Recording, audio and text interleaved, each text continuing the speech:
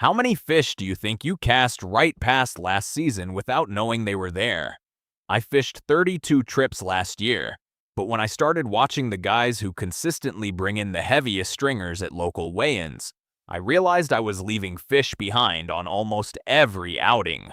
Not because of my gear, because of 15 small things I wasn't doing with my cast and my retrieve. I spent 2 seasons paying close attention to the anglers who outfish everyone else at every ramp, every bank, every dock. Not the loud guys with the biggest boats and the most expensive electronics. The quiet ones who always seem to have fish in the live well when everyone else is making excuses about the weather or the pressure. They don't run secret lures. They don't use gear you can't afford. They make 15 small adjustments that are invisible unless you know what to look for. Every one of them is free, takes no extra time, and the fish respond immediately. And the last one, a bite detection trick that costs nothing and requires no gear at all, is the reason I stopped missing the subtle pickups that used to drive me crazy. You pull up to the bank, cast straight out as far as you can, and reel it back. You've been doing it since your first trip. And every single time, your bait spends about 2 seconds in the strike zone where the fish actually hold. Most baits position themselves along the shoreline facing the bank, tucked into shadows, laydowns, and rock ledges. When you cast perpendicular and reel straight back, your bait enters that zone and leaves it almost instantly. The fix is casting parallel to the bank. Stand at an angle and throw your bait down the shoreline so it travels with the cover instead of across it. Your lure stays in productive water for the entire retrieve instead of just a brief pass through the middle. I switched to parallel casting on the Coosa River after watching a tournament angler work the same bank I had just fished. He pulled 4 bass out of water I thought was empty. The only difference was his angle. His bait stayed within 3 feet of the bank for 30 yards. Mine crossed that zone for about 3 feet total. Same water, same lure, 4 fish versus 0. Once you're putting your bait in the right lane, the next problem is the fish that swipe at it and miss. A trailer hook, sometimes called a stinger hook, hangs off the main hook of a spinnerbait or buzzbait on a short wire extension. It catches the fish that strike short or hit the skirt instead of the main hook point. You can buy them pre-made at most tackle shops or bend one yourself from a spare hook and a small piece of surgical tubing that slides over the main hook shank to hold everything in place. On days when bass are sluggish or hitting the blade instead of the head, a trailer hook turns half your misses into landed fish. I fished one fall day on Caddo Lake where every bass was short striking my spinnerbait, hitting the back of the skirt and missing the hook completely. I added a trailer and caught my next 4 fish cleanly. This is one of those hacks that tournament anglers have quietly relied on for decades and most weekend fishermen never think to try. The one limitation is heavy cover. A trailer hook with an exposed point snags weeds and brush faster than a single hook. So in thick vegetation, leave it off and accept the occasional miss. That chartreuse lure looks great in the store. The fish in stained water agree with you. The ones in gin clear water think you're throwing a traffic cone at them. Match your lure color to the water clarity, not to what caught your eye on the shelf. In dark or muddy water where visibility is under a foot, go bright. Chartreuse, white, and orange create enough contrast to show up against the low visibility. In clear water where you can see the bottom at 3 or 4 feet, go natural. Greens, browns, watermelon, and translucent tones that blend into the environment rather than screaming against it. Fish in clear water have more time to inspect everything you throw, and anything that looks obviously wrong gets a hard pass. A simple rule that works in most conditions. If you can't see more than 12 inches into the water, go loud. If you can see the bottom, go subtle. You see a fish swirl under a dock or a low-hanging tree branch. Your first instinct is to lob a cast over it and hope the bait drops close. But a skip cast puts your lure directly underneath the overhang where a regular cast can't reach. Hold your rod low and parallel to the water. Fire the lure sidearm so it skips across the surface like a flat stone on a pond. The bait slides under structure that no overhead cast can touch. Those shaded pockets under docks and overhangs hold some of the biggest fish on any lake because they almost never see a presentation. The fish under there are less pressured, less cautious, and more willing to bite than anything sitting in open water. Once you learn to skip a soft plastic or a jig under a dock on Lake Havasu or any lake with heavy dock cover, you're fishing water that 90% of anglers walk right past. The trick is keeping your rod tip low. Most guys who struggle with skip casting hold the rod too high, which launches the bait up instead of keeping it flat. Every 4 or 5 cranks of the reel handle, stop. Just stop your retrieve for 2 or 3 seconds. Let the bait suspend, flutter, or sink on its own. Then start again. That pause triggers strikes from fish that were following but hadn't committed. A constant, steady retrieve gives fish time to study and reject your offering at a comfortable distance. A sudden stop mimics a bait fish that hesitated, flinched, or lost its bearings for a moment. That instant of vulnerability is when the predator commits. This works on crankbaits, jerkbaits, spinnerbaits, swim baits, almost anything with a moving retrieve. Bass, walleye, and pike all respond to the same trigger, though the timing changes with species and conditions. In cold water below about 55 degrees, pause longer, 3 to 5 seconds. The fish's metabolism is slower and it takes more time for them to decide. In warm water, 1 to 2 seconds is usually enough. The warmer the water, the faster the fish decides. I tracked my catch rate over one summer with and without the pause on the same crankbait. The pause version produced about 40% more strikes, and almost all the extra fish hit during the stop itself, not during the crank. That covers how you deliver the bait, but how you rig it matters just as much. In clear water, double your leader length. If you normally run 12 inches of fluorocarbon between your main line and your lure, go to 24.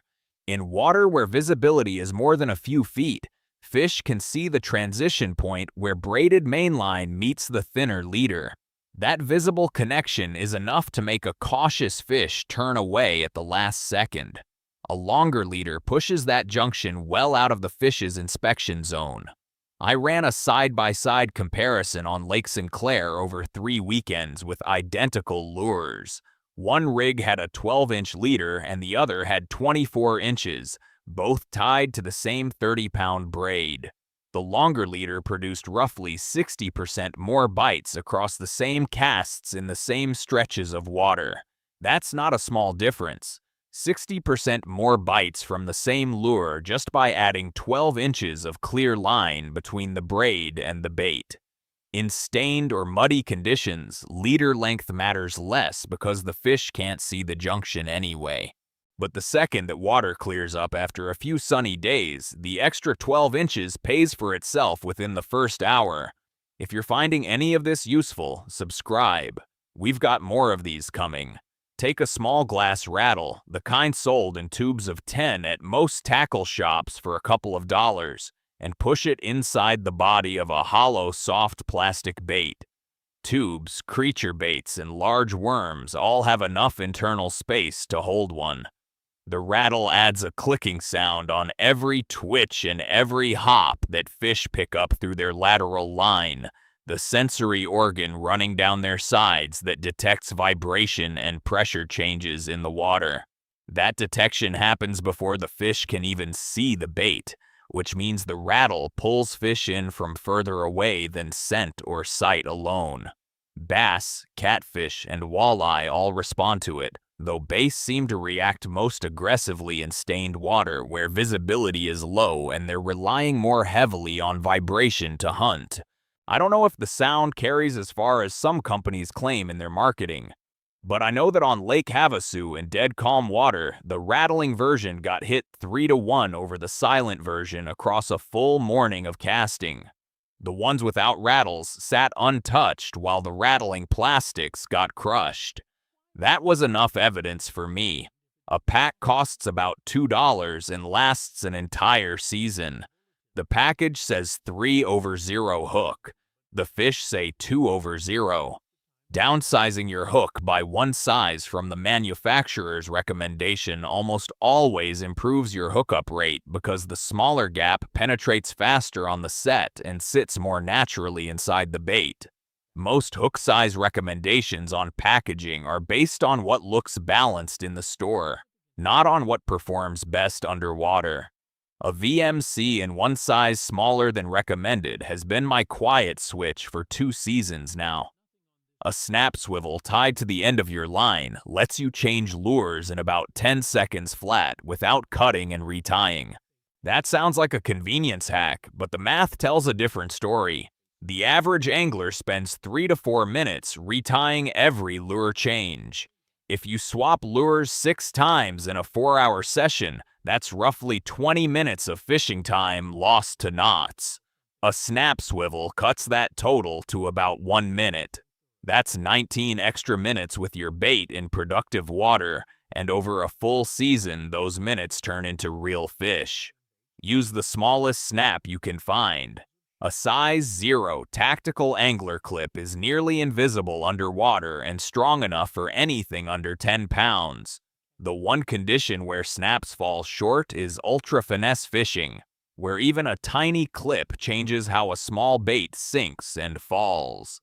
For everything else, the time savings alone makes it worth tying on. Walk the dog. If you fish topwater and you've only been throwing a straight retrieve or a pop and pause, you're missing what I believe is the single most effective topwater retrieve in freshwater fishing. Walking the dog is a side-to-side gliding motion where the lure zigzags across the surface on every rhythmic twitch of the rod tip. You do it by snapping your wrist down in short pulses with a slight bit of slack in the line between each snap. The lure kicks left, then right, then left, covering a wide, erratic path that imitates a wounded bait fish struggling on the surface. I spent 3 years thinking topwater was about speed. Faster retrieves, louder pops, more commotion. It's not. The pause between each twitch is what triggers the strike. Bass and pike read that side-to-side stagger as a distress signal, and I've watched fish ignore a popper and a buzzbait and then smash a walking bait thrown into the exact same spot on the very next cast. That happened at least a dozen times in one season. A bone or silver walking bait is the one I keep tied on from May through September. I resisted this one for years because it felt awkward at first. Pitching, sometimes called flipping, is a short underhand lure delivery that drops a bait into a tight pocket of cover with almost no splash. Instead of casting overhead and risking a snag or spooking fish with a loud entry, you swing the bait underhand with a low rod tip and let it pendulum quietly into the target. It's quieter, more accurate, and puts the lure exactly where the fish are sitting in laydowns, brush piles, and dock pilings. Works for bass, crappie, and anything holding in tight cover. The entry is so quiet that fish don't scatter the way they do when a lure smacks the surface from an overhead cast. I've pitched a jig under a dock and had a bass hit it before it reached the bottom because the fish never heard it coming. Once you get the motion down, and that takes about 15 minutes of practice lobbing a sinker into a bucket in the yard, you'll stop reaching for overhead casts in tight spots entirely. The distance range is about 15 to 25 feet, roughly the length of 2 car lengths, which covers the majority of bank and dock fishing situations. Fan casting means working a section of water in a systematic clockwise or counterclockwise arc, covering every angle before you move to the next spot. Most guys pull up to a bank and cast the same direction 10 or 12 times, then move. They never find out that the fish were sitting 20 degrees to the left of where they were throwing. Fan casting eliminates that blind spot. Start at one end of the zone, cast, retrieve, then rotate your aim about 15 degrees and cast again. Work the full arc before you take a step. It's not flashy, it's not cinematic, but it tells you exactly where the active fish are holding in any stretch of water, and it turns dead spots into productive casts you would have otherwise skipped. You've caught fish near a dock piling or a fallen tree and thought the structure was the reason. It was part of it, but the fish were holding there because of what the bottom was doing underneath that structure. Bass, walleye, and crappie stage on transitions where the bottom composition changes, sand meeting gravel, mud meeting rock, soft bottom meeting hard bottom. These transitions concentrate bait fish and create natural feeding lanes that predator fish patrol throughout the day. Most anglers focus on what they can see above the waterline, the tree, the dock, the rock pile. But the real magnet is below it. When you find a spot that keeps producing, pay attention to what your rod tip tells you as you drag your bait across the bottom. A smooth pull that suddenly bumps or grits against something harder means you've crossed a composition change. If you can feel that gravel to mud seam, you've found the kitchen. Mark that spot and fish it thoroughly before you move on. Remember the parallel cast from earlier? This is where it pays off twice. When you cast along a bottom transition instead of across it, your bait stays in the feeding lane for the full retrieve instead of crossing it for one brief second. That's the difference between a drive-by and a proper presentation. When the sun drops below the tree line, most guys pack up. The ones who stay switch to dark-colored lures. Black, dark blue, and purple create the strongest silhouette against a dimming sky when viewed from below the surface. A fish looking up doesn't see color in low light. It sees shape and contrast. A dark lure at dusk or dawn throws a sharper, cleaner outline than a bright one, which actually blends into the fading ambient light above and becomes harder for the fish to track. I tested this one evening with two identical soft plastic swim baits, one in white pearl and one in black. Fished them alternating for 2 hours as the light dropped. The black bait got 7 bites after sunset. The white one got 2. The contrast theory held up exactly the way the science predicted. This applies to bass, catfish, and any predator species that feeds actively during those low visibility windows right at dawn and dusk. Keep one dark soft plastic and one dark topwater in your bag specifically for those last 45 minutes of fishable light. That window is when the biggest fish in any body of water feel comfortable enough to move shallow and feed. This last one is the hack I mentioned at the top, and it's the one that made the biggest single difference in my catch rate over the past 2 years. Pinch your line lightly between your thumb and index finger, about 6 inches above the reel, while your bait is sinking or sitting on the bottom. Your fingertips are more sensitive than any rod tip ever built. They detect vibration, tension changes, and the faintest tick of contact that a graphite blank absorbs before the sensation ever reaches your hand on the grip. When a fish picks up your bait softly, especially in deep water or on a slack line, the bite registers in your fingertips before it shows up anywhere else on the rod. It feels like a small pulse, a slight tightening, or just a sensation that something changed. The rod tip might not move at all. I started doing this on deep water jig fishing after missing 4 soft pickups in one afternoon that I could see on the line but couldn't feel through the rod. Since then, I've caught fish I would have completely missed. The ones that mouth the bait without swimming off. The ones that bump it so gently the rod doesn't flinch. Your fingers solve that entirely. No gear required, no cost. Just attention in the right place, on the line between you and the fish. Every one of these takes less than a minute to learn and costs you nothing. The guy who casts parallel, pauses his retrieve, and keeps 2 fingers on the line isn't running special equipment. He just stopped leaving fish behind. Pick 3 of these for your next trip. That's where it starts, and the fish will tell you which ones to add from there.